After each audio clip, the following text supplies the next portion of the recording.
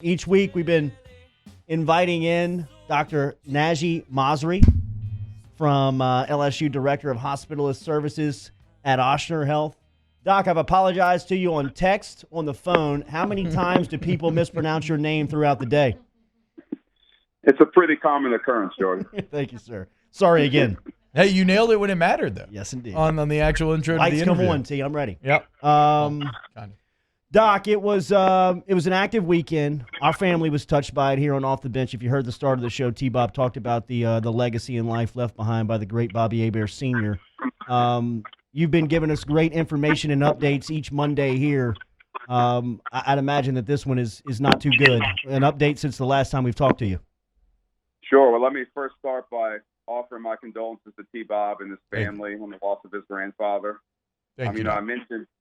I mentioned to Rivers over the weekend, I think we're going to get to the point with this pandemic that everyone's going to know someone that either had this virus or affected this virus. It could be on a personal level like T-Bob and his family, or knowing a friend or a family member of a friend. We know a lot. We don't know a lot about this virus, but one thing we do know is this virus doesn't discriminate. Young, old, man, woman, ethnicity, race, nationality, it does not matter. It does not discriminate. It's out there, and it's aggressive. Yeah. Doc, I was talking earlier about the schedule that we've kind of found now in quarantine when my son is with me, is that as soon as I get off the air, going straight home, jumping into work, he's kind of sitting next to me doing the schoolwork, and then after that, he's out in the driveway in the neighborhood playing. There's two neighborhood kids down the street that come over and have been playing outside basketball, throwing the football, even coming inside and playing some video games. Would you advise that? Is that breaking the rules?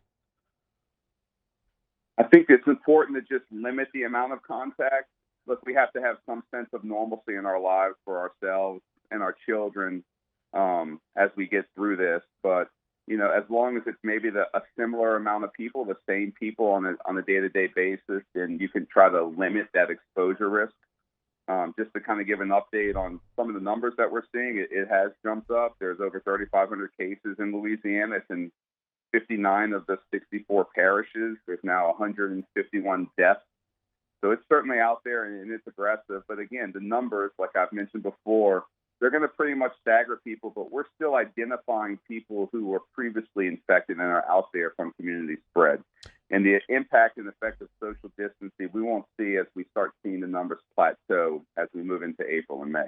Yeah, that's what's so crazy about all this, Doc, is just that it's like, is it possible to develop things like timelines or have clear ideas about, can football happen? Will it happen? When? It just seems like we still, and when will we know the full scope of this thing?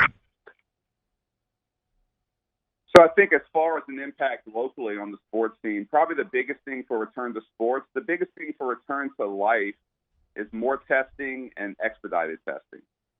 Probably the biggest development that I've seen happen since this all has started is on Friday, one company came out with a report that they have a coronavirus test now that can give a positive result in 5 minutes. Wow. And a negative result in 13 minutes.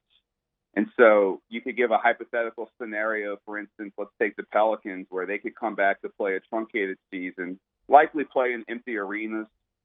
You have the players, the coaches, maybe the referees, the TV crews. And on game day, they could take this test, and they could test negative and therefore be allowed to participate in that game. And you could see that extending possibly to other sports. So, and this is something that I've kind of been saying just as my own personal hypothesis, so I want to get your input on it, is that when it comes to making these sports happen again, it feels like the professional ranks would be much easier to get back just because it's a relatively limited number of people required, as opposed to something like college football where there's, over 100 Division I schools, or basketball where there's 300. Would you agree with that? Are the pros easier to get back than college?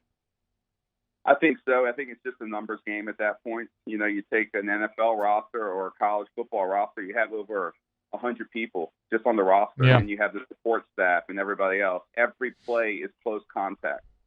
And so it would be difficult unless you did have this testing that you could do on a routine basis to test negative to do those kind of things. probably the bigger issue to look for is, we're still 4 to 5 months away from college football season, but where we are now as a community, where we are now as a nation, do we see that we're going to have 75,000 people sitting next to each other in the dome in 4 or 5 months, or 100,000 people in Tiger Stadium like we were used to last year cheering everybody on? I'm not saying it's not going to happen, but, given where we are, it's something that we're probably going to have to be on a wait and see. Dr. Najy Masri joining us here off the bench, ESPN Baton Rouge, New Orleans, and Alexandria. How much are you monitoring China? China has actually fairly slowed down. So if you want to take that as a timeline, I get this question a lot, like when do I think this is going to end? China's first cases were in early December. So it was about 3.5 months before they got to the point that the caseload really, really dropped. And that's, I think, a similar time frame we could look at here in the States. The only issue is our national load has far surpassed China. It's surpassed Italy and everywhere else. And going back to the numbers that we're looking at, the concern you have is the overwhelming healthcare structure that we have now. So in Louisiana, out of the 3,500 cases, about 1,100 of those are hospitalized. And probably the scariest number I'll throw at you is that out of those 1,100, 380 of those are on ventilators. Wow. That's a third of all the cases that we see in the hospital. In my career, I've never seen a disease process that has almost a 35% ventilatory rate. There's some numbers that the state throws out. We're using about 60 ventilators a day in the state for patients with COVID-19. Most of those are in the New Orleans area. But honestly, in the New Orleans area, we probably have less than about 200 ventilators left. So it's a simple math. It's a simple numbers game. And again, the emphasis now on everyone doing their part and social distancing, staying at home, flattening that curve so that we can try to take care of as many people as possible. We have seen neighboring states such as Florida take measures as shutting down domestic travel from incoming visitors and tourists from Louisiana, specifically New Orleans. What type of measures do you see the state taking in the next couple of days and or weeks to maybe combat this number that continues to multiply? Well, I applaud the governor. I think he's already taken certain steps. The stay-at-home order has already been there. They've extended that order both on a state level and a national level.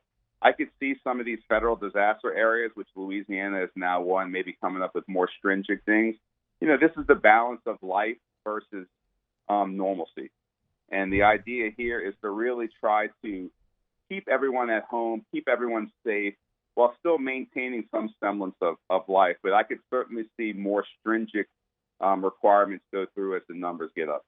Did we not ask you anything or any information that you want our listeners to know before we get you out of here this week? Yeah, we'll mention March 30th every year is Doctors Day. It's usually a time that we come together and congregate and celebrate. I would extend that date today to everyone out there, both locally and nationally, working in hospitals. And I'm not just talking about doctors. I'm talking about nurses, therapists, even down to the transport, janitorial, food services. Everyone kind of putting themselves at risk. And I think there's been a lot of applause and appreciation for that. But there's a flip side to this in that, a lot of these doctors, myself included, when they get home, they're really segregating themselves from their own families. Yeah. Because they know they're putting themselves at risk at that workplace, and they don't want to spread that not only to their patients, but to their family members. There was a viral video that went on this weekend of that ER doctor in Arkansas who watched his 1-year-old son crawl for the first time through a glass door because he had segregated himself from his family for the last couple of weeks. So there's a flip side to this for these healthcare professionals as well.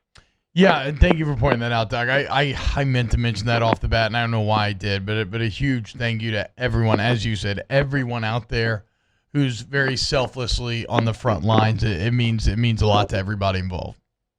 Thank you as always, Doc.